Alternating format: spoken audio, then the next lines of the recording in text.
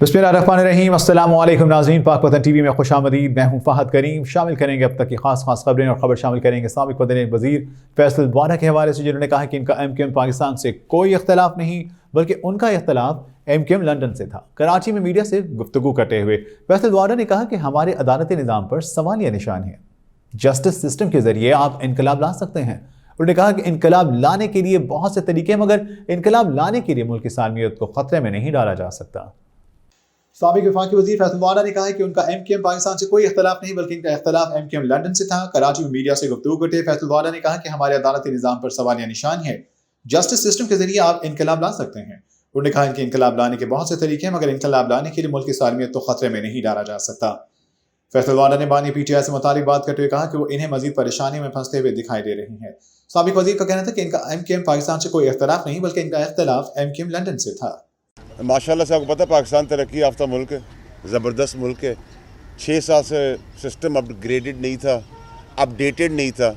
Interior ministry of interior का हमारे एतबार से, मेरी साबका पार्टी के 2018 से इंटीरियर के माशाल्लाह लोग कितने काबिल हैं कि उन्होंने सिस्टम कोई अपग्रेड नहीं किया हुआ, तो उसके अंदर कोई सारे कैंडिडेट्स की चीज़ें जाती हैं, तो उसके अंदर कोई रिजर्वेशन थी तो हमने क्लियर कर दी।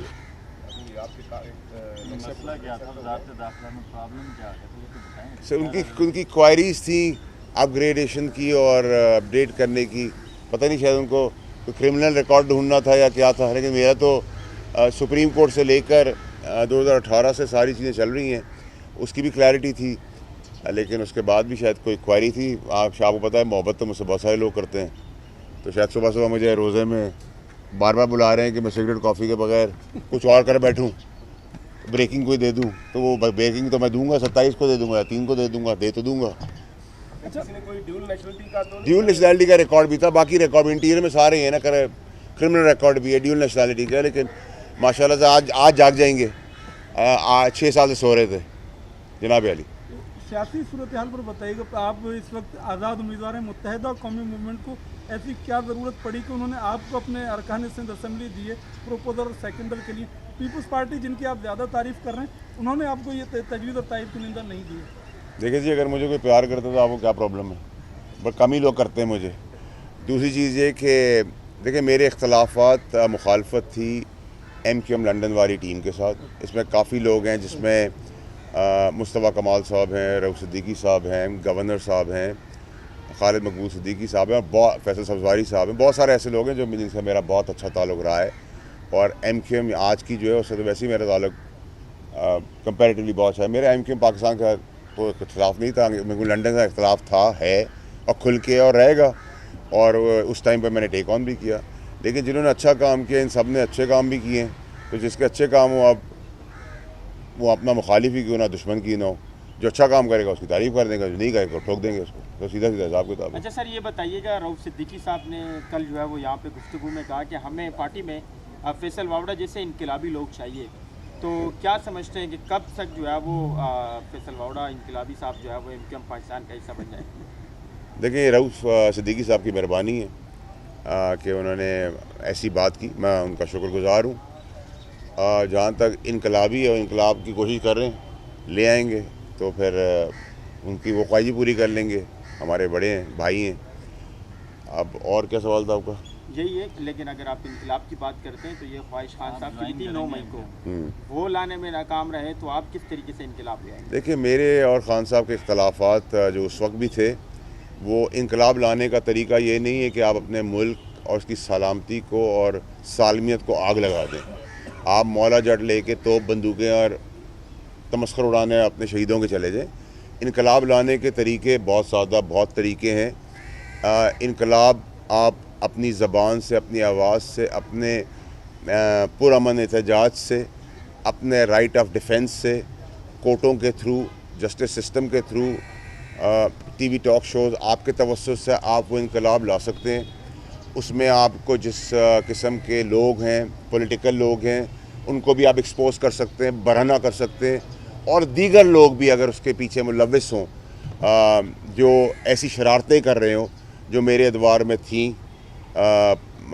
PTI के दौरे हुकूमत के अंदर, और अगर आज भी होगी तो इंशाल्लाह खुल के डिफेंड भी करेंगे اور کھل کے جو ہے وہ اس کا احتساب بھی کرے گا, کھل کے آپ کو بتائیں گے بھی. بھائی آپ یہ بتائیں کہ بانی پی ٹی آئی کا مستقبل کیا ہے؟ ان کو 3-4 مقدمات میں سزا ہو چکی ہے, اب کیا سمجھتے ہیں کہ وہ ان کو ضمانتیں مل جائیں گی؟ آپ بڑے کرتے ہیں نا. دیکھیے جی, ویسے تو جو ہمارا عدالتی سسٹم ہے, عدالتی نظام ہے, اس میں تو ایک اٹ سیلف بہت سارا ایک سوالیہ نشان ہے. ابھی 6 پڑھ لیں گے اور 2 گھنٹے بعد اسی 6 کو 9 پڑھ لیں گے, تو جو انہوں نے سزائیں دی ہیں, جس وقت سزا دینے کا وقت تھا وہاں تو سزائیں دی نہیں. نمبر 1. نمبر 2 یہ کہ آج کے دن تک اگر آپ مجھ سے تحریک انصاف کے چیئرمین صاحب کی بات کریں گے تو دنیاوی اور قانونی طور پہ تو وہ مجھے مزید شکنجوں میں پھنستے ہوئے نظر آ رہے ہیں, پھنس گئے ہیں, اور مزید پریشانیاں ان کے لیے آگے بڑھ رہی ہیں, ان کی پارٹی کے, ان کے مولا جٹ لوگوں کے, اور ان کے ان لوگوں کے بھی جو چاروں طرف کھیل رہے ہیں, جو ڈبل ایجنٹس تھی, ٹرپل ایجنٹس ہیں. تو اس میں تو کلیئرٹی ہونی چاہیے. اچھا, جب آپ وفاقی وزیر تھے تو کچھ سانپوں کا ذکر کیا کرتے تھے جناب علی, سانپ اب کہاں ہے؟ دوسرا ایک ورڈ ابھی آپ نے استعمال کیا کہ شرارتیں کرتے ہیں, تو یہ پہلے ایران کی طرف سے ہم پہ اٹیک ہوا تو اس کے خوب پاکستان آرمی کے خلاف ٹرولنگ کی گئی, جب پاکستان نے جواب دیا تو پھر اس کے بالکل اپوزٹ چل گئے. اب جب افغانستان کی پاکستان میں یہاں واقعہ ہوا تو اس پہ ٹرولنگ شروع ہو گئی, اب پاکستان نے جواب دیا تو اس پہ پھر کیا ہے یہ؟ دیکھیں یہ ایک بڑا انفارچونیٹ ہے جو ہمارے فوجی شہادتیں دے رہے ہیں, بارڈر پہ کام کر رہے ہیں, محنت کر رہے ہیں, اور جوان بچے ہیں میرے اور آپ کے بچے ہیں, وہ ان کا تمسخر اڑانا ایک بے شرمی, بے حیائی کا نام ہے, بے حسی کا نام ہے. اس میں جو بھی ٹرولنگ کرتے ہیں, اور یہ پی ٹی آئی کے جو ٹرول کرنے والے ہیں ان کے پاس, یا ایسے جتنی بھی پولیٹیکل پارٹیز کا ٹرول کرتے ہیں ایسے لوگ, وہ زیادہ تر گھر دماد ہوتے ہیں, بے روزگار ہوتے ہیں, حسد خور ہوتے ہیں, ڈرامے باز ہوتے ہیں, اور ان کی کوئی اوقات نہیں ہوتی, جن کا نام نہ ہو, جن کی شخصیت نہ ہو, اور وہ سوشل میڈیا پہ بیٹھ کے ٹرولنگ کرتے ہو. جہاں سوشل میڈیا پہ ایک بہت امپورٹنٹ طبقہ ہے جو آپ کو صحیح رستہ دکھاتا ہے, کرٹیسائز بھی کرتا ہے, اچھی بات بھی کرتا ہے, وہ ایک طبقہ چھوڑ کے یہ وہ طبقہ ہے جو ہڈی پھینک دیں تو سارے آپس میں شور شرابہ شروع کر دیتے ہیں. تو ان سے کوئی فرق نہیں پڑتا, نہ ان کی ٹرولنگ سے کوئی فرق پڑتا ہے. وہ ہماری فوج کو نہ ڈیمورلائز کر سکتے ہیں, نہ ہمارے پولیس والوں کو, نہ ہمارے جتنی بھی ڈیفنس کے ادارے. لیکن اس کے باوجود اگر کسی نے ٹرولنگ کی اور ہماری فوج نے دب کے اور طبعی طور پہ زبردست قسم کا جواب دیا ہے, and we expect the same from the army. اچھا فیصل بھائی یہ بتائیے گا کہ اب جو ہے وہ یہ باتیں بھی چل رہی ہے پاکستان تحریک انصاف میں, ہم دیکھ رہے ہیں کہ اختلافات سامنے آ رہے ہیں وکلا میں. ایک کہتے ہیں کہ عامر خان صاحب نے کہا تھا کہ آپ مجلس وحدت المسلمین کا حصہ بن جائے, کوئی کہتا ہے ہمیں کہا تھا کہ شرانی گروپ کے ساتھ مل جائے. آپ کو کیا لگتا ہے کہ پاکستان تحریک انصاف نے ایسی کون سی غلطی کی ہے کہ جس کی وجہ سے وہ مخصوص جو نشستیں ہیں اس سے وہ محروم ہوں گے؟ دیکھیں یہ مولا جٹ کی جو سیاست ہے نا, دیکھیں مولا جٹ کی سیاست ہم بھی اسی میں ٹرین ہوئے ہیں, لیکن مولا جٹ کی سیاست کا ایک طریقہ کار ہوتا ہے, ایک ایتھکس ہوتے ہیں. اگر میں آپ بتاؤں کہ میری 15 سال اس پولیٹیکل پارٹی میں کیسے پرورش ہوئی ہے, تو میں عزت کے بدلے ڈبل عزت دوں گا, پیار کے بدلے ڈبل پیار دوں گا, بدماشی کی جگہ ڈبل بدماشی کروں گا. میرا کوئی ایک ہاتھ توڑے گا, میں 2 ہاتھ توڑ دوں گا. میں تو بڑا کلیئر ہوں اپنی زندگی کے اندر. لیکن یہ نہیں ہو سکتا کہ آپ مجھے گلے لگائیں, مجھے بات کرنے بلائیں, میں آپ کا ہاتھ توڑ دوں. آپ مجھے چائے بلائیں, میں آپ کو گالی دے دوں. چلیں اس کو بھی برداشت کر لیا جائے گا, لیکن آپ تنصیبات اڑا دیں, جان و مال کو خطرے میں ڈال دیں. کتنے لوگ شہید ہو گئے, اور اسپیشلی بہت امپورٹنٹلی ارشد شریف سمیت, شہید سمیت بہت سارے لوگ معصوم مارے گئے ہیں. اور ارشد شریف کا کیس اگر کھل جائے تو پاکستان کی قسمت سمت ویسی آٹومیٹکلی چلی جائے گی, کیونکہ اس میں پتہ چلے گا نا کون کون ہیں. کچھ چھپے ہوئے ہیں, کچھ خاص ہیں, کچھ سیاسی شخصیات ہیں, کون سی پولیٹیکل پارٹی ہے, کس کو فائدہ ہوا, کون آج بھی چھپے بیٹھے ہوئے ہیں. تو ضرورت آنے پہ کھول دیں گے, کھول کے رکھ دیں گے.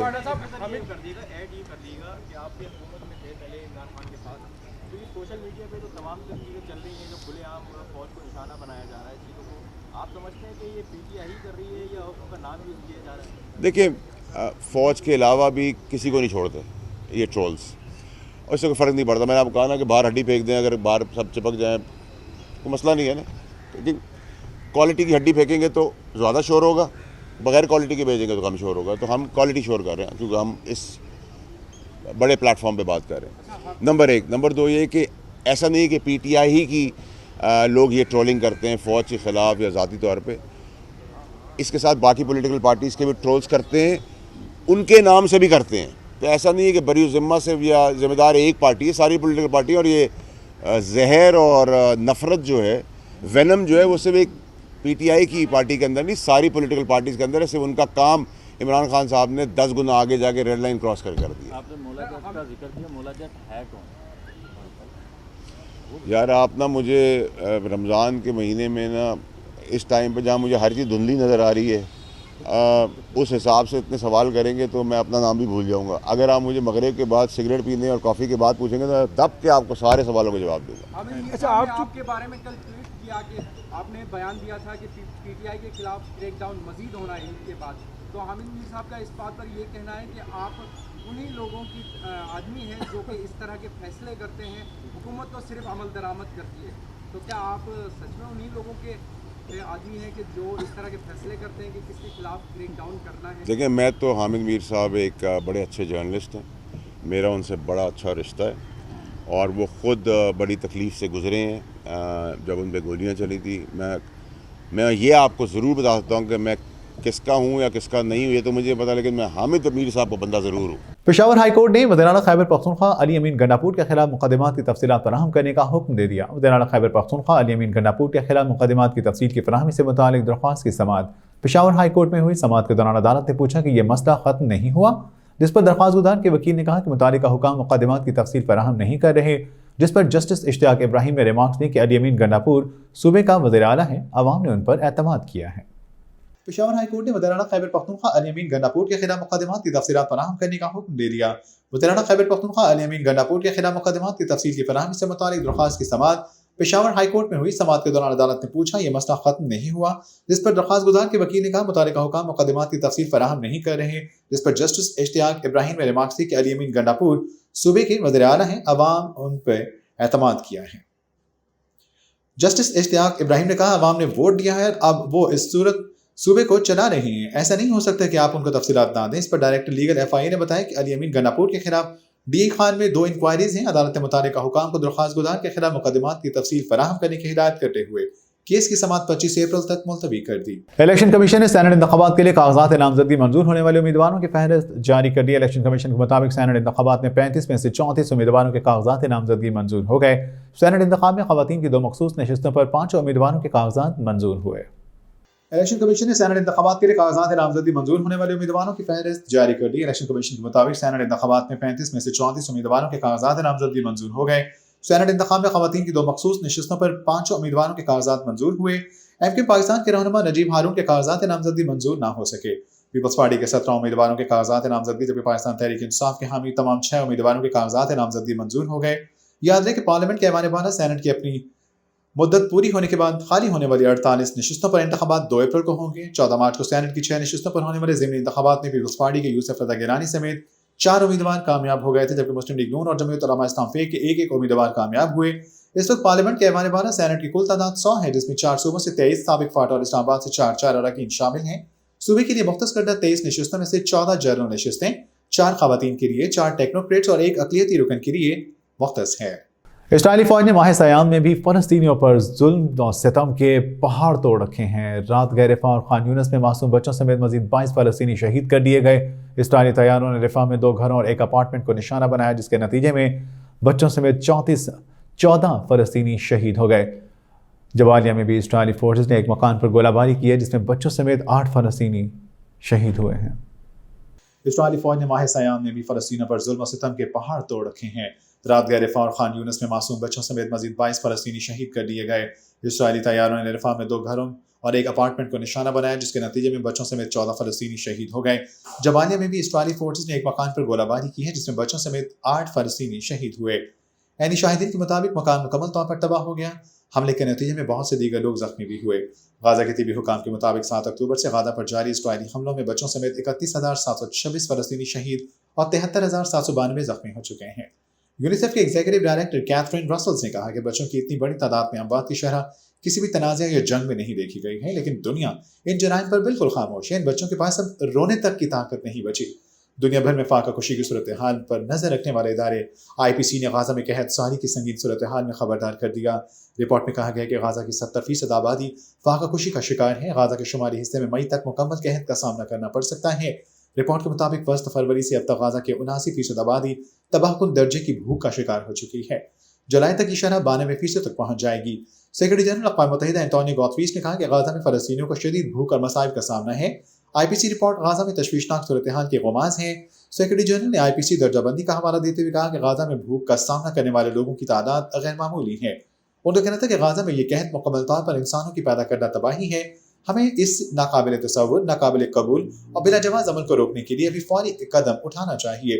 अमरीकी और इस्राईली ज़राए इब्लाग का कहना है कि इस्राईल और हमास ने कतर के दारुल-हुकूमत दोहा में बिलवास्ता मुज़ाकरात दोबारा शुरू किए हैं। अमरीकी न्यूज़ वेबसाइट ने 2 नामालूम इस्राईली हुकाम बराह रास्त बाखबर ज़राए का हवाला देते हुए कहा कि मोसाद के सरबराह डेविड बर्नी की सरबराही में इस्राईली वफ़द ने कतरी वज़ीर-ए-आज़म मोहम्मद बिन अब्दुल-रहमान अल सानी की क़यादत में कतरी और मिस्री सालिसों से मुलाकात की। एक सीनियर इस्राईली ओहदेदार ने अमरीकी न्यूज़ वेबसाइट को बताया कि मुज़ाकरात के ताज़ा मरहले में कम से कम 2 हफ्ते लग सकते हैं और इस्राईली वफ़द कतरी और मिस्री सालिसों के दरमियान पैगाम के हवाले से अहम पैगाम तफसीली बातचीत के लिए दोहा में क़याम करेगा। ओहदेदार ने बताया है कि इस्राईली और हमास के वफूद के दरमियान सालिस पैगाम रसानी कर रही हैं जो दोहा में एक ही कंपाउंड के अलग अलग हिस्सों में मौजूद हैं। उन्होंने कहा कि ये एक तवील, मुश्किल और पेचीदा अमल होने जा रहा है, लेकिन हम कोशिश करना चाहते हैं और किस मुआहदे तक पहुँचना चाहते हैं ये भी वाज़ेह है। Israel news website time of Israel ने दीगर इस्राईली ज़राए इब्लाग का हवाला देते हुए कहा कि मुज़ाकरात का आगाज़ हो गया।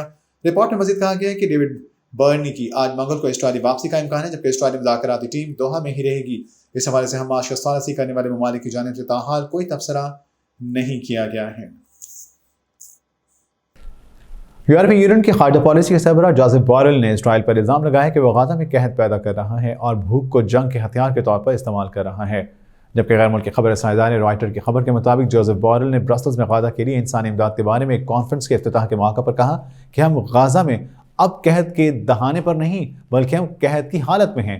हज़ारों लोग कहत में मुब्तला हैं।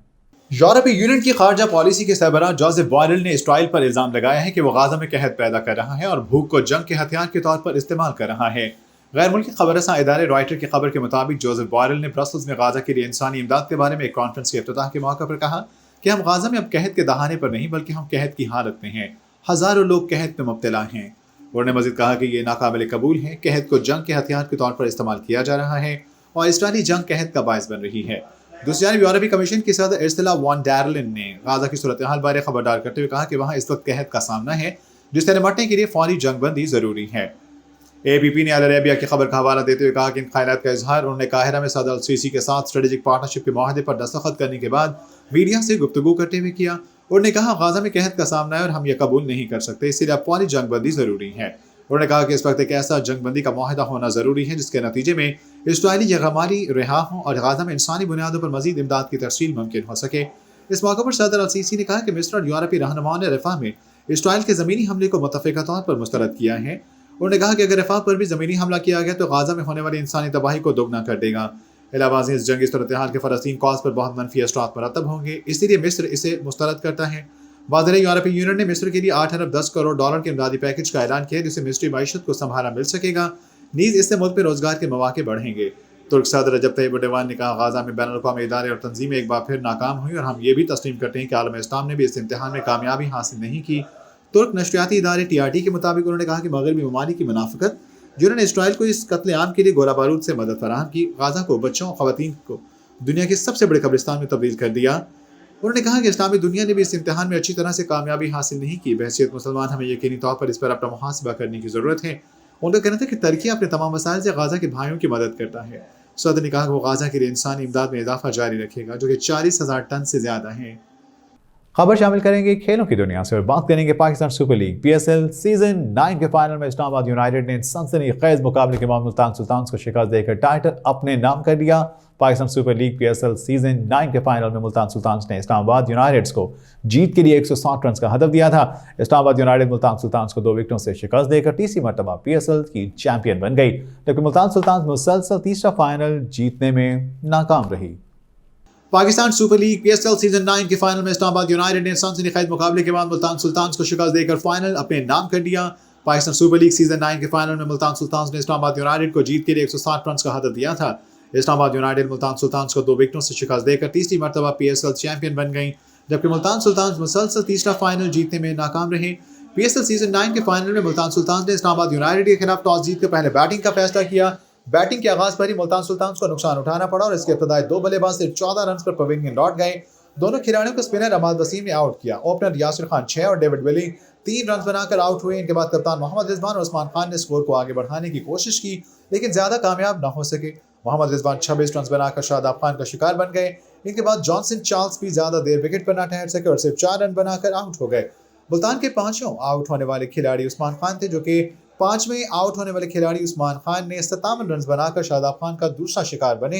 इनके बाद उसामा मीर 6, खुशदिल शाह 11, क्रिस जॉर्डन 0 और अब्बास आफरीदी 1 रन बनाकर आउट हुए, जबकि जाहिर मिजाज बल्लेबाज इफ्तिखार अहमद 20 गेंदों पर 32 रन बनाकर नॉट आउट रहे। और अब खबर सितारों की दुनिया से।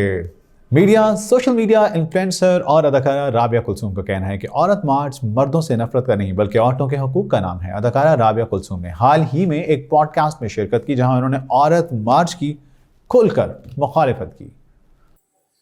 सोशल मीडिया इन्फ्लुएंसर और अदाकारा राबिया कुलसूम का कहना है कि औरत मार्च मर्दों से नफरत का नहीं बल्कि औरतों के हकूक का नाम है। अदाकारा राबिया कुलसूम ने हाल ही में एक पॉडकास्ट में शिरकत की, जहां उन्होंने औरत मार्च की खुलकर मुखालिफत की। अदाकारा ने औरत मार्च के हवाले से अपने ख्यालात का इजहार करते कहा कि मुझे ऐसा लगता है कि फेमिनिज्म जिन लोगों के लिए है उन तक वो पहुंच ही नहीं रहा। अगर कोई मुल्क के अंदरूनी हिस्से में रहने वाला शख्स प्ले कार्ड देखे जिसमें लिखा हो कि अपने मौजे खुद ढूंढो, तो आपको लगता है कि सही तरीके से बात पहुंची होगी, और अगर पहुंच भी गई है तो बहुत गलत अंदाज में पहुंची है। प्ले कार्ड पढ़कर वो अपनी बीवी को 3 बार और मारेगा। उन्होंने कहा कि मौजा उठाओ, खाना खुद गर्म करो से बाहर आ जाए। फेमिनिज्म इससे बहुत आगे है। औरत मार्च जिस सिमत में जा रहा है वो मुझे पसंद नहीं। औरत मार्च मर्दों से नफरत का नाम नहीं, औरतों के हकूक का नाम है कि अपनी बेटी को पढ़ाई और नौकरी के हकूक दें। अदाकारा का कहना था कि मेरे शौहर मेरे लिए खाना भी गर्म करते हैं और अपने बच्चों को भी देखते हैं। मैं भी उनका काम करती हूँ। घरेलू तशद्दुद पर बात करनी चाहिए। नाज़रीन, ये थी अब तक की खास खबरें। मज़ीद खबरों और लेटेस्ट न्यूज़ अपडेट से बाखबर रहने के लिए आप रहिए पाक वतन टीवी के साथ।